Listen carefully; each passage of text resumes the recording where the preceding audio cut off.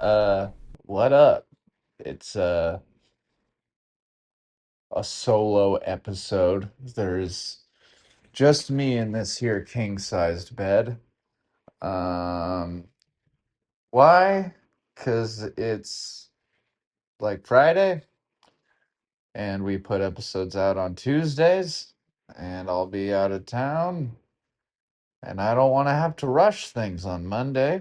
So we're doing this. Um, Max, why are you on a king size bed, all sprawled out as such? Well, short answer, because I can be. Um, I'm allowed to do this. This is my room. I'm allowed to be like this. And why is your phone at such a weird angle, Max? I'll explain to the nobody who's wondering. I brought a thing to record better audio. But I didn't bring any cords or microphones, so it's kind of useless. So we're doing this, and it's all good. It'll be fine because the ground is hardwood floor. This headboard is hardwood. I guess it would be a floor if it was a more perpendicular angle to the one it's at now. Um, And the wall is also hard. I don't know if it's wood or not. If the light hits it right, there's like a grease stain of a dick up on the wall here. Um, so there's that. Maybe I'll try whatever. Yeah, that's a thing. Max, where are you? I'm in a hotel. I'm in a hotel in Kentucky right now, which is not Idaho where I live. Uh, I am in Louisville, kind of. Um, I'm in Shepherdsville, which is next to Louisville. And Louisville is close to Jeffersonville, which is where I'm doing a show tomorrow. Um, but as of right now, I am in Shepherdsville. And what I've noticed is that it seems like every town around here is just a name with Ville after it. Um, for example, I looked it up before this, and here's just a handful of the examples that I saw that are within a radius of where I am. Hold on, I might have to burp. Nope, just kidding. Just made my stomach feel weird. Okay, so we're in Shepherdsville right now, next to Louisville, next to Jeffersonville.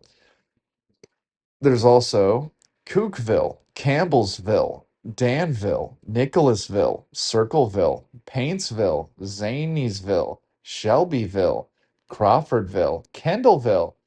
There's a town called Santa Claus. I thought that was fun. There's a town called Boonville, Madisonville, Hopkinsville, Russellville, Clarksville, Hendersonville, McMinnville, Crossville, Nashville, and Elizabethtown. Those were some towns I thought were funny. Um, I guess the point is I've noticed a theme, Vil, uh, in the naming of towns here. Do I have a punchline for it? No. Uh, will I at my show tomorrow? Maybe. Maybe. I don't know. It should be fun. Funville. A few other things, a few little notes that I wrote down.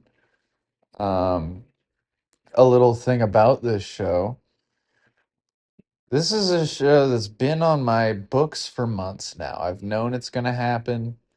We've all known it's going to happen. It's been set in stone for a minute. I've been ready for it, sort of thing. And then yesterday, the day before today, I the day before I flew out here, uh, I was told to avoid using certain words in my set, which is fair. Happy to accommodate a venue if they're bringing me out here. That's the least I can do. But they mainly told me to not use one word, um, the R word, but like not the three syllable one. The one syllable one, um, apparently the three syllable one is totally fine to say. But if you shorten the word non-consensual into an R word with one syllable, that's the one that's not cool to say. Even if in the joke you're making fun of people that do the non-consensual thing, which I think I'm doing in the joke. I don't know. It's on the internet. Be the judge. I think it's tasteful. Whatever. Um, I don't think it's that big of a deal. One second. Thirsty. Uh,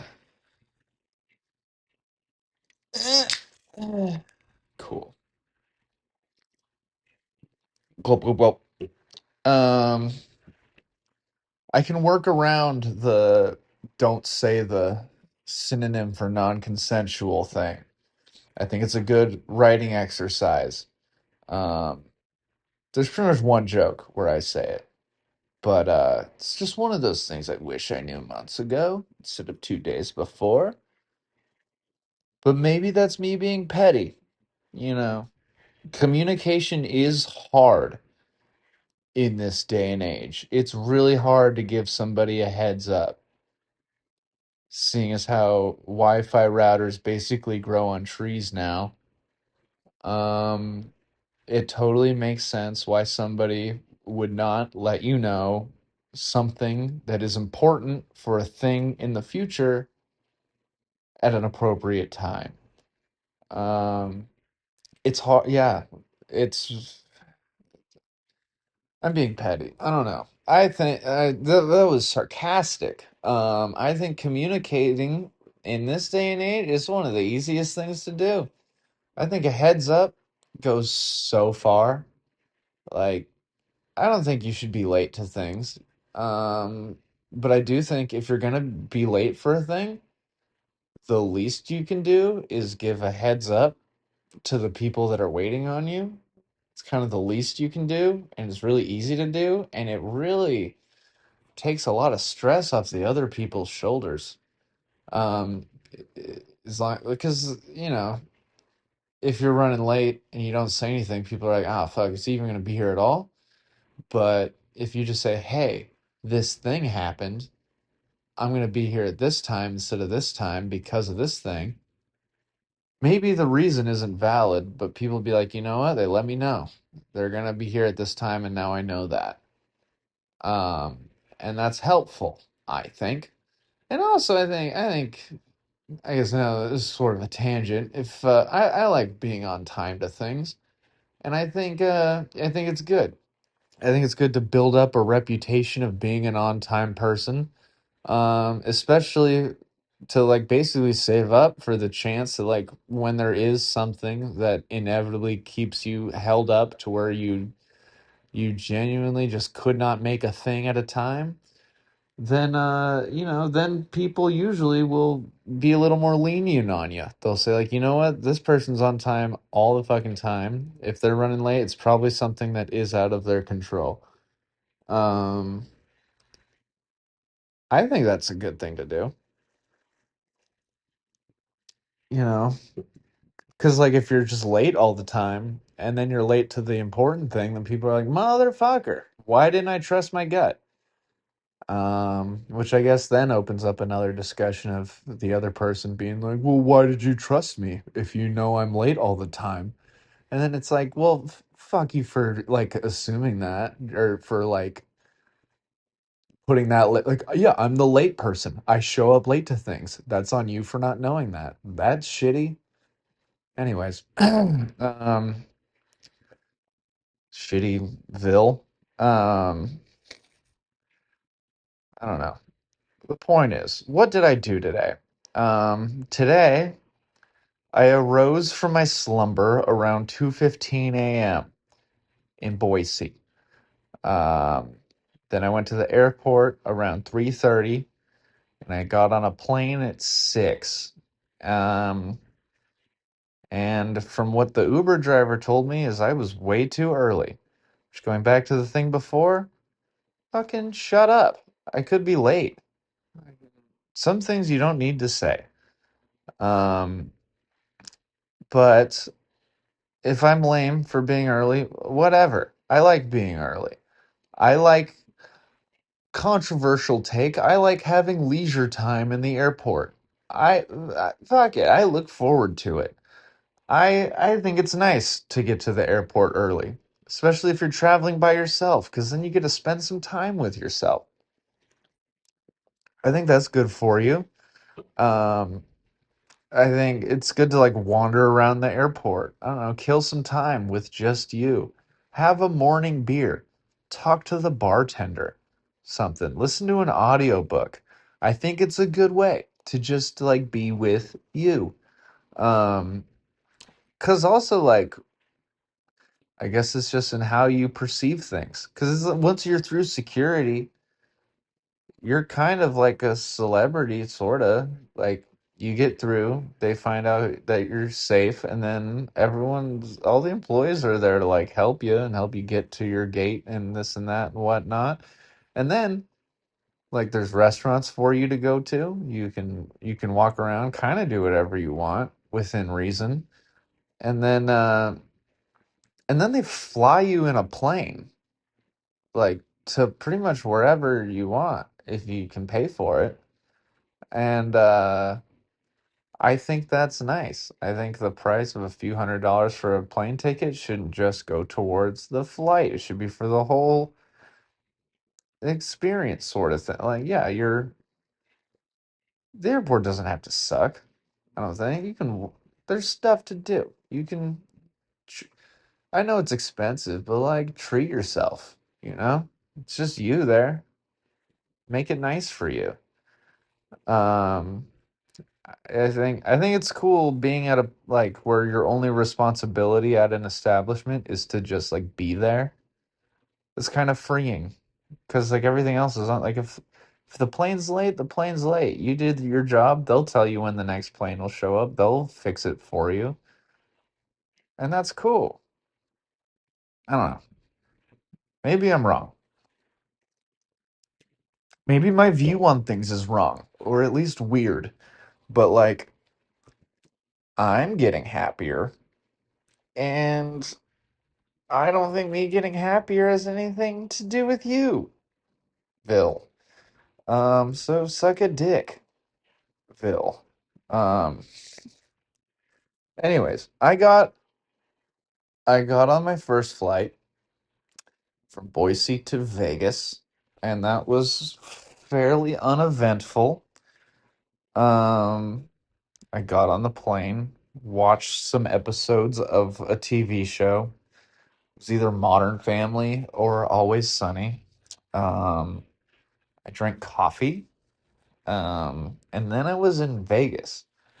And then I had like 3 hours until my next flight. So I just had like 3 hours in the Vegas airport to just like fuck around.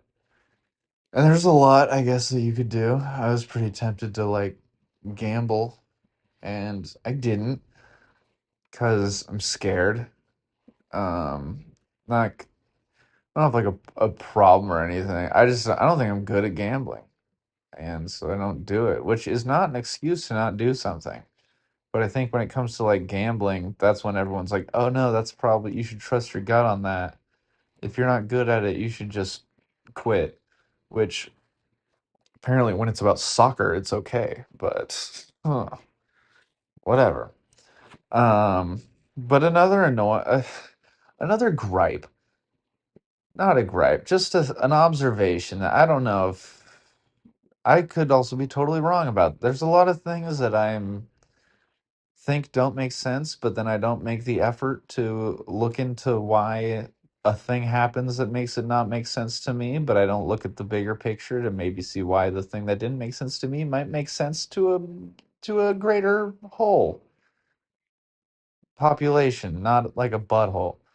Um, the point is, what I'm saying is, my flight was at 6 this morning. So yesterday at like 5:45, I set an alarm on my phone to check in for my flight because it said, "Hey, you have 24 hours before the first flight. You gotta check in." And anyone I talked to, they were always like, "You gotta check in like the minute you can, because then you get a better, you can get aboard sooner. You get to do this sooner or better or whatever. You get a better seat."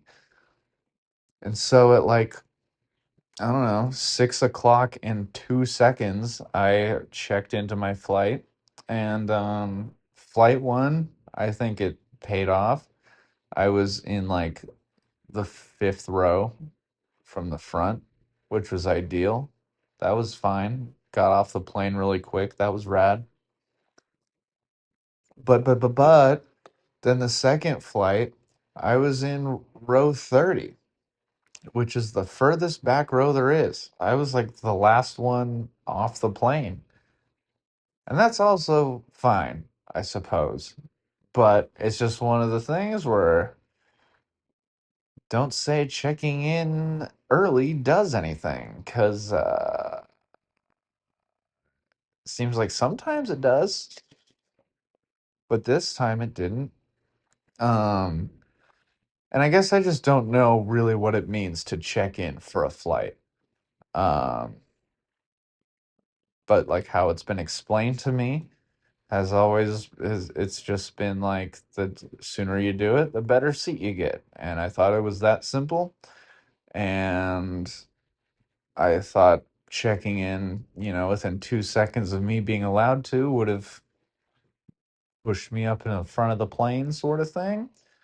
Um, and also just go. But the thing, I guess, that makes me think maybe I'm wrong, which also might make me kind of a dick, is when I was in row 30, looking at all the rows in front of me. I was harshly judging everyone. Half of them were children, which also I think helps my case. But I don't see how, looking at all the people who were on the plane with me, not saying I'm a superhuman or whatever, but I was looking at how a lot of people were living their life on the plane. A lot of them just did not give off that vibe of set a 5:45 alarm to do a thing at 6 sort of thing. I feel like I was a little quicker to the draw than a lot of them were. I don't know if that has anything to do with checking or anything, but that's the mental qualm I'm going through, this little brain conundrum I'm having. Um, I don't know. Maybe everyone else just paid more. That could also probably be it. I feel like money probably talks more than being on time. Um, and that's a thought that I've had. And I'm not going to look up what it really means to check in for a flight because I don't want to be wrong. Because ignorance is bliss, and that's also a subject for a different podcast episode. Phil, um, the second flight was fine. Being in the back of the plane was fine. I was right next to the bathroom and had an aisle seat, which was cool. I know that in like anywhere else that would suck. Probably on a long flight it might suck, but like this flight was 3 hours, and I like fluids. I drink a lot of coffee and water. So I'm pissing. I'm leaking all the time. So it was nice to be there and not have to jump over somebody um, every 20 minutes. But the bummer was that I had this great opportunity and I only used the bathroom like twice. Seems like a waste for me. But now I'm in Louisville. Shepherdsville. So it's pretty. It's pretty here. Um, yeah, I don't know. The point is, I'm here and kind of in my feelings a little bit. I don't know because, like, for some reason, whenever I travel, especially by myself, especially by plane, I can't help it, but I always think of my family for some reason. And this might get sentimental. I don't know. But it's a true thought, feeling that I have, and I don't know why I have it. And my closest guess, I think, is that when I'm alone and traveling, um, like everyone in my life who I've been around, the people that have, if I took everyone I knew in my life, whether I met them for a minute or years, I feel like my family members probably eat up most of that time, which is a good thing. They've been around me the most. I've been around them the most. Um, so they take the podium for most of my brain in a weird way. Um, and um, and I think also like when I was younger, I would travel a lot with them, with my family as a younger fella. And I think that maybe I just associate every time I'm in the airport with the first few times I was in an airport with my family when I was little. And I can't help it. And and maybe when I'm like in an airport traveling through airports, um, and I'm not really talking to anybody. I'm just kind of sitting there with my thoughts, doing the thinking thing, and my brain is with me all day. And then after like a few hours, my thoughts always end up kind of pointing towards me thinking about my family in a good way. They're cool, which I know as a comedian, your parents should suck, but I like mine. I think they're rad. But the point is, I guess what it is fuck. I think I just care about my family. That's what it seems like. Like maybe it's like I'm in a part of the country where like I'm used to being somewhere where if something happened, I could get to a family member with like an immediate family member within like a day if I needed to. But like when I'm in a place where I can't do that, I get anxious because like what if things happen? What do you do? So like those are feelings. And this is Shepherdsville. And boy are my arms tired. Uh so yeah. Um I guess come see me headline Ochos on May 23rd and the draft zone on June 13th or something. I don't know. I just think I keep thinking about my parents and my brothers, and I don't know. It's being away from it makes you think about it, even though does that make sense? I don't know if anything I said makes sense, but yeah, I mean, I would say let me know if that makes sense, but we've asked audiences to let us know things with other things on this podcast, and you need people watching to tell you what they think about things you said. So if you watch this, let me know or don't. It's whatever. The point is, I'm in Shepherdsville, Motel 6. Um, Watching The Office on mute right now. Um, it looks pretty funny. But so yeah, that's this. That was my travel blogcast, blogcastville, and I'm probably gonna finish this drink and go eat something and then go to sleep. So this was me doing our, I would say contractually obligated, but we don't have any contracts signed. I just feel like I need to do this thing that I said I would do every week. And now, like, almost 300 weeks have gone by. And it's kind of like why I have a Duolingo streak that's over 2,000 days. Not because I give a fuck about getting better at Spanish. I would like to, but I'm just not doing it. Like with Duolingo, I do like the same lesson every single day. It's more of just I have uncommitment issues. I can't stop something once I've started, which for some things I think is good, but for other things I think that's called an addiction. Um, so I guess it's like picking your battles, like the soccer and gambling thing. Um, but yeah, I'll say it's not totally. I do kind of try with this. I think, yeah,